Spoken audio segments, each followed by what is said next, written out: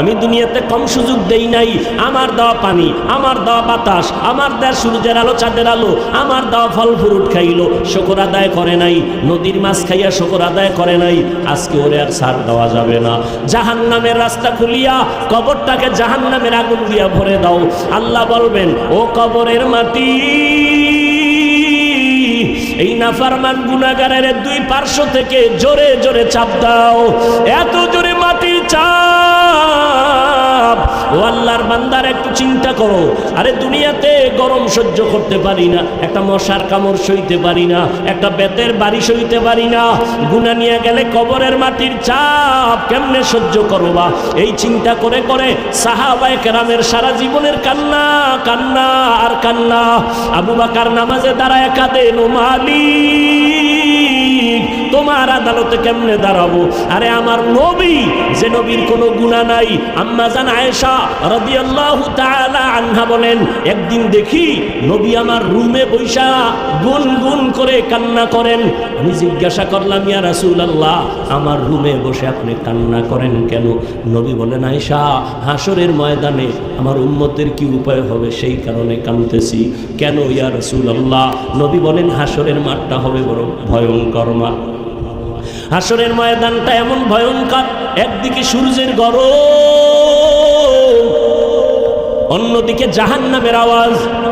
আবার আমার আল্লাহ রাগান্বিত আওয়াজ দিবেন আর বলবেন, লিমানিল মুলকুল ইয়াউম লিল্লাহিল ওয়াহিদিল কাহ্হার। আল্লাহ পাকের কুদরতি রাগান্বিত আওয়াজে হাসরের মাঠ থরথর করে কেঁপে উঠবে। ও আয়েশা, এমন হালাত হবে, নবীরা পর্যন্ত কান্নার আওয়াজ। মুসা নবী কাঁদবেন, আল্লাহ আমাকে বাঁচাও। ঈসা নবী কাঁদবেন, আমাকে বাঁচাও। মুসা নবী কাঁদবেন, ইব্রাহিম নবী কাঁদবেন, আমারে বাঁচাও। নবী বলেন, তখন আমি সেজদায় পড়ে যাব, উম্মতেরা সব নবীর থেকে ফিরে ফিরে আমার কাছে আসবে। আমি আল্লাহর দরবারে মাকামে মাহমুদে কান্না করব। অন্য নবীরা তো নিজের চিন্তায় কাঁদবেন, আর আমি একবারও বলবো না, আল্লাহ আমারে বাঁচাও। আমি কান্না করে আমার আল্লাহকে বলবো, আল্লাহ আমার উম্মত, আমার উম্মত, আমার গুনাহগার উম্মতেরে বাঁচাও। আমার একটা উম্মত যেন জাহান্নামে না যায়, জাহান্নামের আগুন সহ্য করা যাবে না। রব্বে কারিম বলবে, নবী কাঁদিয়েন না, উঠে আপনার উম্মতগুলো ধরে ধরে আপনি জান্নাতের দিকে নিয়ে যান। নবী বলেন, ও আয়েশা, আমি খুশি মনে আমার উম্মতগুলো ধরে ধরে জান্নাতের দিকে নিয়ে যাব। আম্মা জান আয়েশা জিজ্ঞাসা করেন, ইয়া রাসূলুল্লাহ, আরে হাজারো কোটি কোটি মানুষের মধ্যে আপনার উম্মতরে চিনবেন কেমনে? ওখানে তো মুসা নবীর উম্মত, ঈসা নবীর উম্মত, কত নবীর উম্মত থাকবে, আপনার উম্মত চিনবেন কি করে?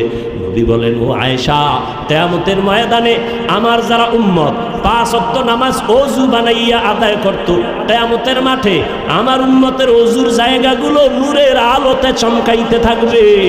আমি দেখে ধরে ধরে জান্নাতের দিকে নিয়া, কাউসারের সামনে নিয়া আমি নবী নিজের হাতে আমার উম্মতের কাউসারের পানি পান করাবো, লাইনে দাঁড় করায় পানি পান করাবো। হঠাৎ উম্মতেরা পানি পান করে জান্নাতের গেইটে গিয়া বসবে, কিন্তু হঠাৎ দেখবো পর্দা পড়ে গেছে। ফেরেশতা পর্দা দিলা কেন? উম্মত কি শেষ? বলে না, সামনে আরো আছে। পর্দা দিলা কেন? ফেরেশতারা বলবেন, ইয়া রাসূলুল্লাহ, এরা আপনার খাঁটি উম্মত না, এরা নামাজ পড়ে নাই, রোজা রাখে না, আপনার আদর্শ জবাই করেছে। নবী বলেন, আয়েশা, তখন আমি একটু রাগ করে বলবো, সোহকান সোহকা লিমান গায়্যারা মিন বাদি, আমার পরে যারা আমার সুন্নতের জবাই করছো, ভেগে যা, আমি তোদের নবী না, তোরা আমার উম্মত না। তখন উপায় কি হবে? ও এলাকার মুসলমান, ও যুবক, ও বৃদ্ধ বাবাজি, ও মা বোনেরা, জানি না ওই দিন আল্লাহ নবী যদি তাড়ায় দেন, আমার আল্লাহ গাইবি আওয়াজ দিয়া বলবে, ফেরেশতারা এই বেনামাজিগুলোর ধর, জাহান্নামের শিকল লাগায়া টেনে টেনে জাহান্নামের দিকে নিয়ে যাও। সহ্য করা যাবে না রে যুবক, দুনিয়াতে গরম সইতে পারো না, জাহান্নামের আগুন কেমনে সহ্য করবা? এখনো সময় আছে, আল্লাহর কাছে তওবা করো, মনের বুঝাও। তোমার মতো কত যুবক স্কুল কলেজে পড়ে নামাজ ছাড়ে না, চাকরি করে নামাজ ছাড়ে না, ব্যবসা করে নামাজ ছাড়ে না, গাড়ি চালায় নামাজ ছাড়ে না। তুমি কেন পারো না রে বাবা? এখনো সময় আছে, তওবা করো, মনের বুঝাও রে মন। আমার মতো যুবক স্কুল কলেজে পড়িয়াও যদি নামাজ পড়ে আমি কেন পারবো না? আমার মতো যুবক যদি মাছ ধরে নামাজ পড়ে আমি কেন পারবো না? আমার মতো যুবক চাকরি করে, ব্যবসা করে, গাড়ি চালায়, নামাজ ছাড়ে না, আমি কেন পারি না? আল্লাহ তুমি আমাকে মাফ করে দাও। আজকে গুনাহ নিয়ে বাসায় যাব না, তওবার নিয়ত করে মনে মনে আমার আল্লাহকে বলো, হে আল্লাহ এই ময়দানে আমার মতো গুনাহগার কেউ নাই। ও আল্লাহ, জীবনে কোনো নেক আমল করতে পারি নাই, আজকে থেকে তওবা করলাম। মা বাবার দোয়া নিয়ে চলবো, বেয়াদবি করব না। শিক্ষকদের দোয়া নিয়ে, ওলামায়ে কেরামের পরামর্শ দোয়া নিয়ে নবীর তরিকা মেনে চলবো। আর নামাজ ছাড়বো না, দাড়ি কাটবো না, বেপরদায় চলবো না, মা বাবার সাথে বেয়াদবি করব না, শিক্ষক মুরব্বীদের সাথে বেয়াদবি করব না। ওলামায়ে কেরামের পরামর্শ নিয়ে নবীর তরিকা মেনে চলবো, নামাজ পড়বো। তওবার নিয়ত যদি থাকে, অন্তরে যদি কোনো মুনাফিকি না থাকে, ও পর্দার আড়ালের আম্মা জানেরা, বোনেরা, আপনার মতো কত মা নামাজ পড়ে, পর্দা করে, স্বামীর মাল নষ্ট করে না, মোবাইলে সময় নষ্ট করে না। আপনারা কেন পারেন না? তওবা করে নেন। ও বাবাজিরা, আপনার মতো কত বুড়ারা লাঠি হাতে নিয়ে মসজিদে গিয়ে নামাজ পড়ে, আপনি কেন পারেন না? আল্লাহর কাছে তওবা করেন। মরিয়া গেলে যাব, হায়াতের মালিক আল্লাহ, রিজিকের মালিক আল্লাহ, ইজ্জতের মালিক আল্লাহ। আর জীবনটা চলে গেল, নামাজ ছাড়বেন না, বেপরদায় চলবেন না, দাড়ি কাটবেন না, মা বাবার দোয়া নিয়ে চলবেন, মুরব্বী উলামায়ে কেরামের দোয়া নিয়ে চলবেন। আল্লাহর কাছে তওবা করার মতো যদি খাঁটি নিয়ত হয়, মুনাফিকি যদি অন্তরে না থাকে, খাঁটি নিয়ত যাদের আছে তওবার জন্য, দুটো হাত আমার আল্লাহকে দেখাইয়া দেয়। আয় আল্লাহ, আপনি কুদরতের নজর দিয়া তাকায় দেখেন কারা হাত তুলেছে তওবার জন্য। আয় আল্লাহ, আমরা আর নাফরমানি করব না, গুনাহ করব না। আয় আল্লাহ, আমাদের তওবা কবুল করে নেন। তওবার উপরে মজবুত হইয়া চলার মতো তৌফিক আমাদের দান করেন, আমিন। রুহানি বয়ান, দিল মজানো বয়ান, আল্লাহর মহব্বতের বয়ান। এটা আল্লাহর বান্দাদের মহব্বত আর দোয়ার উদ্দেশ্যে বয়ান হয়। আল্লাহ এ মাহফিল, এ প্যান্ডেল, এ মজলিসকে কামিয়াবির সাথে হেদায়েতের জন্য কবুল করেন।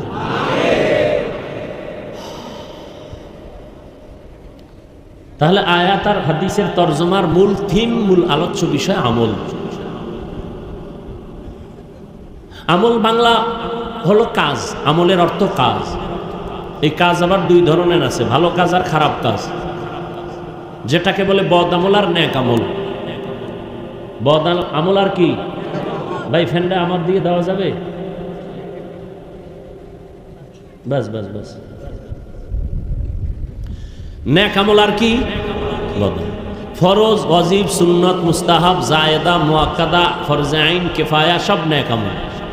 শিরিক, বিদআত, গুনাহে সগীরা, কবিরা, নাজায়েজ, হারাম, মাকরুহ, শিরক ও বিদআত সব বদ আমল। এই বদ আমল আবার দুই প্রকার, ফাহশা আর মুনকার। ইন্নাস সালাতা তানহা আনিল ফাহশাই ওয়াল মুনকার ওয়া লা যিকরুল্লাহি আকবার। ফাহশাও মানে বদ আমল, মুনকারও মানে বদ আমল। ফাহশা এমন বদ আমল যেগুলো বুঝার জন্য কোনো দলিল লাগবে না, বিবেক দিয়েই বোঝা যায়। আর মুনকার এমন বদ আমল যেগুলো বিবেক দিয়া সমাধান হয় না, দলিলের প্রয়োজন হয়। যেমন মিথ্যা কথা বলা নেক আমল না বদ আমল? আচ্ছা, এটা বুঝার জন্য দলিল লাগবে? পৃথিবীর একটা মানুষও মিথ্যা কথা পছন্দ? মা মিথ্যা বলবে, সন্তান মানে না। মা বাবার মিথ্যা কেউ মানে না, সন্তান মিথ্যা বলবে, মা মানে না। সারা দুনিয়ার মুমিন মিথ্যা বলবে, বেঈমান মানে না। বেঈমান মিথ্যা বলবে, মুমিন মানে না। বন্ধু মিথ্যা বলে, বন্ধু মেনে নেয় না। এগুলি এমনি বুঝে আসছে, বিবেক বলে এটা খারাপ, তবে এর পেছনে দলিল কিন্তু অবশ্যই আছে। দলিল আছে না? মিথ্যা বলা যে মহাপাপ, দলিল নাই, কিন্তু দলিল পর্যন্ত যাওয়ার প্রয়োজন। বিবেক বুঝে ফেলছে এটা খারাপ, দলিল কিন্তু টাটকা দলিল রেডি। ওয়াইলুন ইয়াউমাইযিল লিল মুকাদ্দিবিন, ওয়াইলুন ইয়াউমাইযিল লিল মুকাদ্দিবিন, ওয়াইলুন ইয়াউমাইযিল লিল মুকাদ্দিবিন। মিথ্যাবাদীর জন্য ওয়াইল নামক জাহান্নাম, মিথ্যাবাদীর জন্য ওয়াইল নামক জাহান্নাম, মিথ্যাবাদীর জন্য ওয়াইল নামক জাহান্নাম। ওয়াইল জাহান্নামের একটা চূড়ান্ত নিকৃষ্ট ভয়ঙ্কর স্তরের নাম ওয়াইল। ওয়াইল নামক জাহান্নাম বড় মারাত্মক। কার জন্য? কয় মিথ্যাবাদীর জন্যই ওয়াইল নামক জাহান্নাম। আবার কিছু ব্যবসায়ীদের জন্য এই ওয়াইল নামক জাহান্নাম মারাত্মক ভয়ঙ্কর। জাহান্নামটা মিথ্যাবাদীর জন্য, ব্যবসায় যারা ঝামেলা করে তাদের জন্য। ওয়াইলুল লিল মুতাফফিফিন, যারা ব্যবসায় ঝামেলা করে, কাস্টমারের সাথে মিথ্যা বলে, মাপে ঝামেলা করে, তাদের জন্য ওয়াইল নামক জাহান্নাম। মারাত্মক জাহান্নামটা ব্যবসায়ীদের জন্য। কোন ব্যবসায়ী? যারা দোকানের সামনে সাইনবোর্ড লাগাইছে বিক্রি করা মাল ফেরত নেওয়া হয় না, এরকম ভেজাল্লা নাই? এই ব্যবসায়ীগুলো টাটকা ধোঁকাবাজ। আর যারা দোকানে লিখবে সাইনবোর্ডে অবশ্যই বিক্রি করা মাল ফেরত নেওয়া হয়, এদের কপালে তো ভালো। রহমতের নবী বলেন তাজিরু সুদুকুল আমিন মা'আন নাবিয়্যিনা ওয়াস-সিদ্দিকিন ওয়াশ-শুহাদা। যারা সঠিকভাবে ব্যবসা করবা, দোকানে লিখবা বিক্রি করা মাল অবশ্যই ফেরত নেওয়া হয়, আমি মুহাম্মদ বললাম আমার সাথে তুমি জান্নাতে থাকবে। ওয়াইল নামক জাহান্নামটা মারাত্মক। আর কারা ওয়াইল নামক জাহান্নামে যাবে? কয় যারা গীবত করে। গীবত আসেনি? গীবত একজনের চুল বড়, আপনি যদি এটা পিছনে বলেন লোকটা ভাল লাগে না, কেন? কয় চুল বড়। গীবত কবিরা গুনাহ, জিনার থেকেও মারাত্মক। আব্দুল্লাহ ইবনে মাসউদ রাদিয়াল্লাহু তাআলা আন রাসূলের সামনে বসা, অন্য সাহাবায়ে কেরাম বসা, এক লোক উঠা চলে যাইতেছে, আর একজন আইসা ওই ব্যক্তির বদনাম বলে। নবী বলে তাড়াতাড়ি দাঁত লাল কর। কেন কেন ইয়া রাসূলুল্লাহ? কয় দাঁতের ভিতরে গোশত ঢুকছে। আমি 1 মাসে গোশত খাই না, এই যে গীবত করলি, মারা ভাইয়ের গোশত খাইলি। ইয়া আইয়ুহাল্লাযীনা আমানু জতানিবু কাসীরাম মিনায-যন্ন ইন্না বা'দায-যন্নি ইসমুন ওয়া লা তাজাসসু ওয়ালা ইয়াগতাব বা'দুকুম বা'যা আইয়ুহিব্বু আহাদুকুম আন ইয়াকুলা লাহমা আখিহি মাইতান ফাকারিহতুমুহু ওয়াত্তাকুল্লাহ ইন্নাল্লাহা তাওয়াবুর রহিম।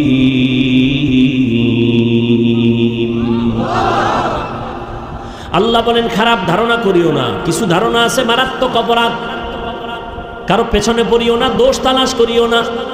আল্লাহ নিজে কয় তোমরা কি পছন্দ করো মরা ভাইয়ের গোশত খাবা?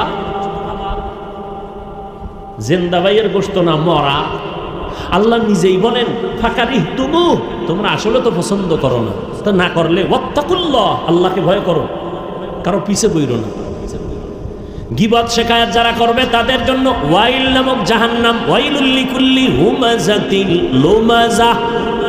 আসেনি? খেয়াল নাই কোন দিকে চাইতেছেন আল্লাহই জানে।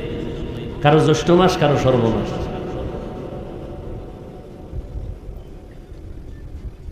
ওয়াইলুল লিকুল্লি হুমাযাতিল লুমাযা। যারা মানুষের পেছনে দোষ করছে, পেছনে বলার নাম গীবত, পরনিন্দা।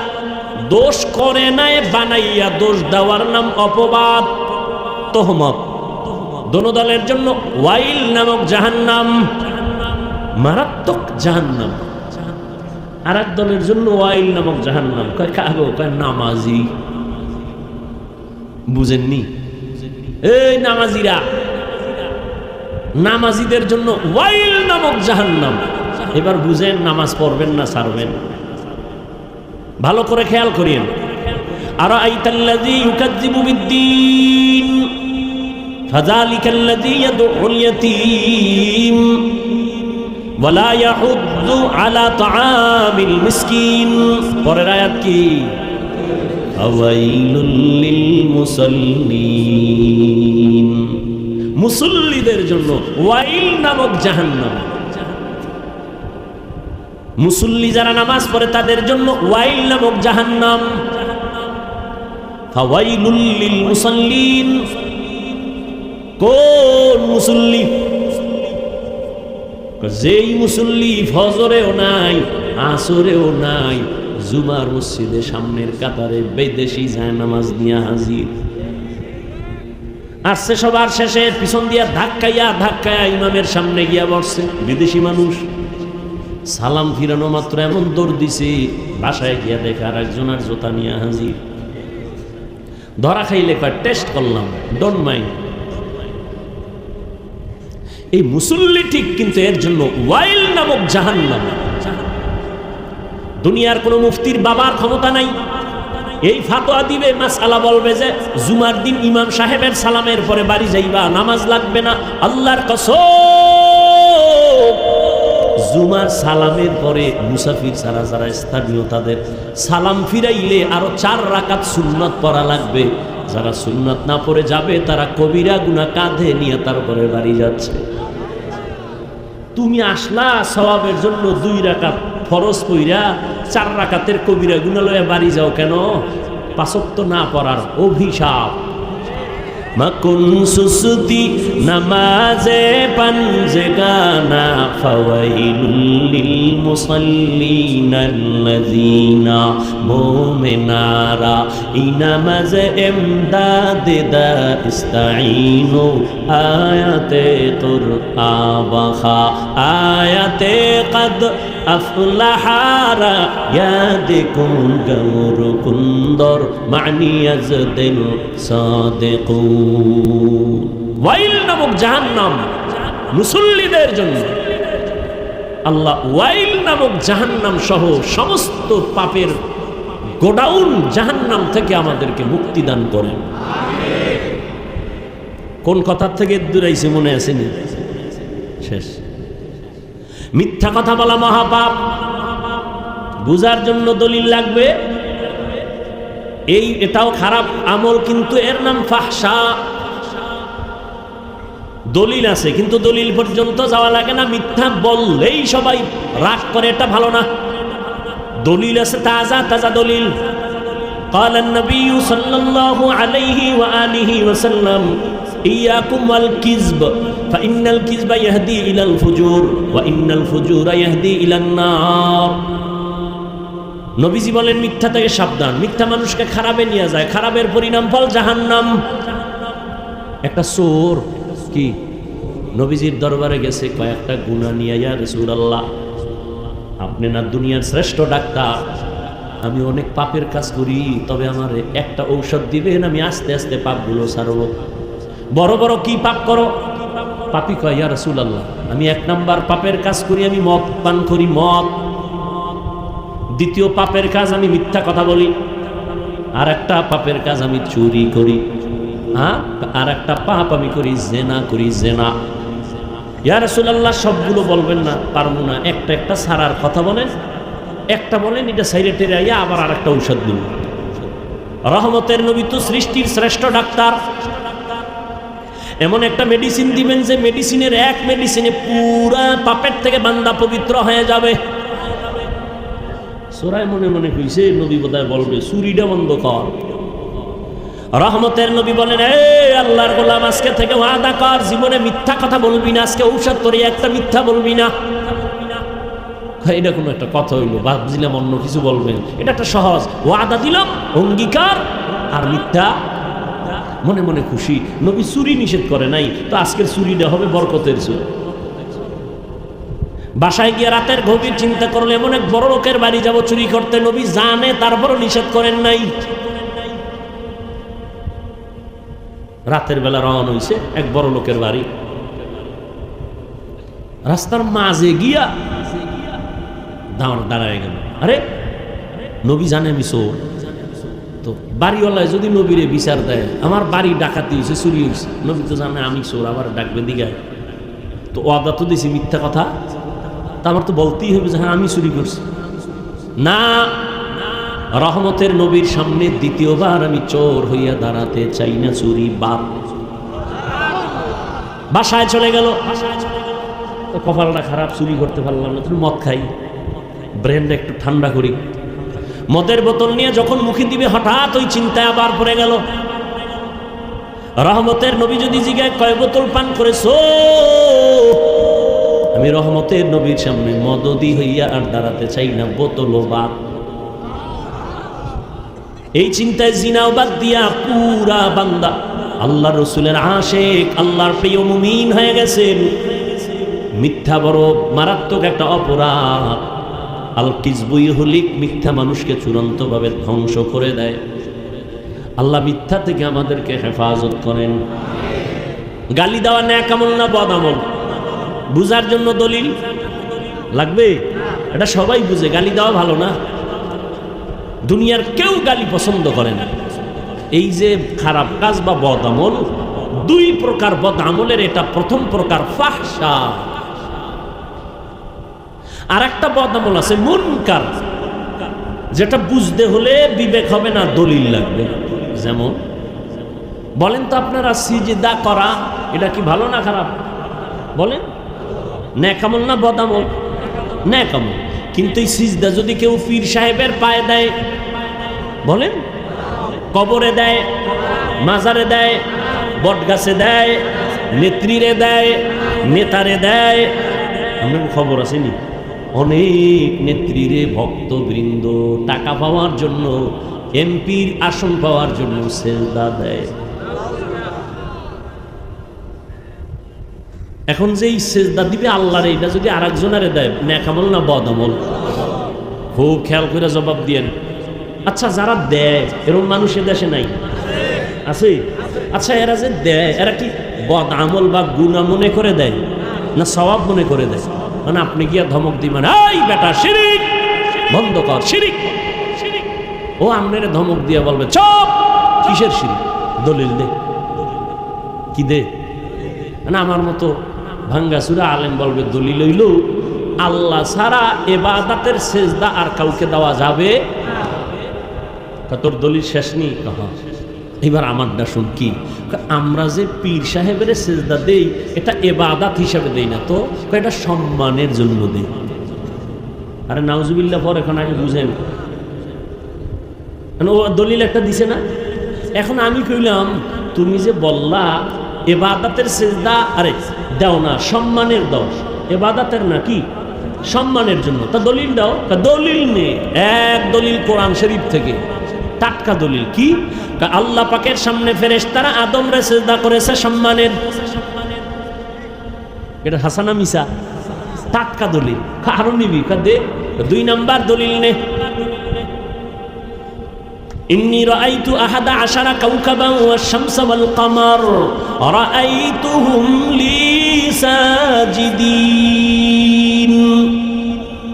ইউসুফ নবীর মিশরে যাইয়া তার মা, তার বাবা, তার ভাইয়েরা গিয়া সিজদা করেছিল, সম্মানের সিজদা। আছে না কোরআনে? টাটকা দুইটা দলিল দিছে। আমি ভাঙ্গা মৌলবী বোল্ড হয়ে গেছি। এখন এখানে আরো আধ্যাত্মিক পাওয়ার ওয়ালা মাওলানা লাগবে। বিবেক দিয়া সমাধান হবে না। একে দলিলের মাধ্যমে, যৌক্তিক দলিল, আকলি দলিল, নকলি দলিল। এবার ওরে কানে দুইটা বলা হবে, তুই যে টাটকা দুইটা দলিল দিলি, আদম নবীরে সিজদা করেছে ফেরেশতারা তাজিমান, সম্মানের। ইউসুফ নবীরে সিজদা করেছে সম্মানের। তুই কোন নবীর উম্মত, আদমের না ইউসুফের? এবার কি জবাব দিব? ও কি বলবে আমি কোন নবীর উম্মত? ও কি বলবে? মুহাম্মদের উম্মত।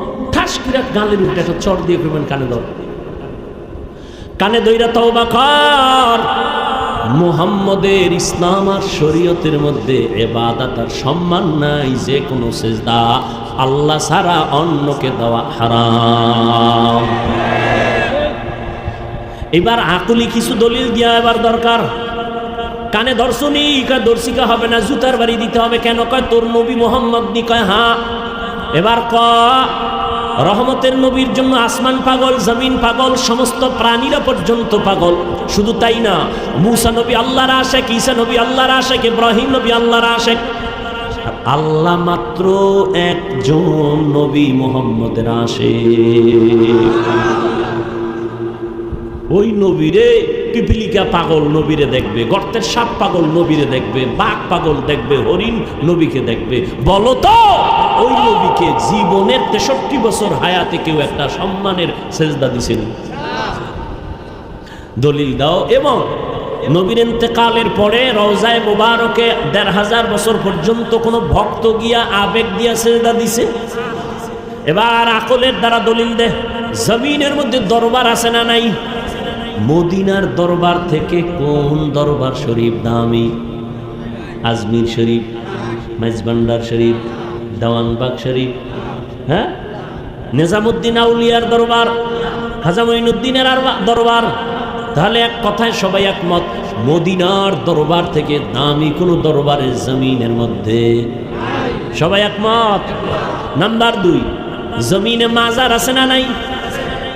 শাহজালালের মাজার, শাহপরানের মাজার, শাহ মখদুমের মাজার, শাহ আলীর মাজার, খানজাহান আলীর মাজার, শাহ আমানতের মাজার, খাজা মঈনুদ্দিনের মাজার, নিজামুদ্দিন আউলিয়ার মাজার। বলো মদিনার নবীর মাজার থেকে দামি মাজার কোনটা? ইব্রাহিম নবীর মাজার, ঈসা নবীর মাজার, মুসা নবীর মাজার। কি ফলাফল?